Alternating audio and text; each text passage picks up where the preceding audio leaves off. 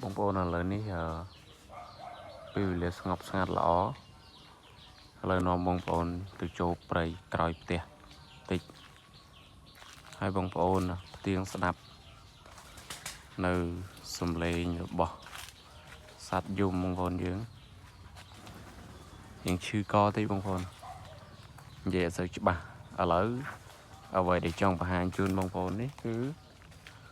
នាំបងប្អូនចូលព្រៃដើម្បីធ្វើការស្ដាប់សំឡេងសត្វយំក៏ដូចជាសំឡេងធម្មជាតិបងប្អូនណានៅពេលដែលបងប្អូនស្រឡាញ់ចូលចិត្តនឹងធម្មជាតិបងប្អូនឃើញទស្សនវិជ្ជាបែបនេះបងប្អូននឹងមានអារម្មណ៍ថារីករាយក្នុងចិត្តបងប្អូនឮលោកខ្មោចយំគឺកុកគាត់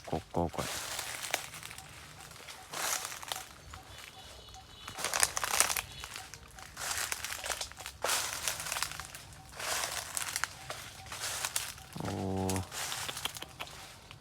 ស្អាតណាស់បងប្អូនអើយពណ៌ឈឺស្រងាត់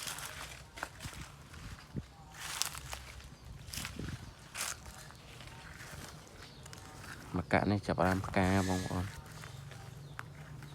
កាក់ផ្កាមកកាក់ល្អហើយល្អនេះ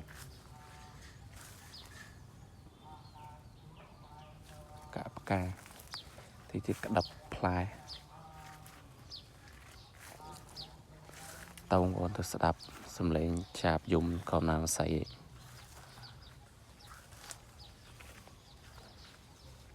យ៉ាប្រៀបមកតាមបងប្អូនប្រៀបដើរតាមម្ចាស់បងប្អូនឃើញអត់មកវងឃើញទេដើរតាមម្ចាស់ហើយអូ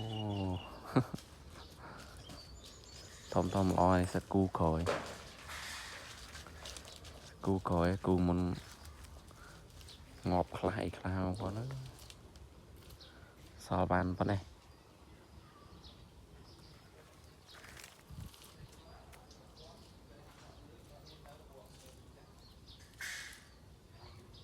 ស្ងាត់សំឡេងសត្វយំបងប្អូនឯស្អីយើងដើរលឺពេក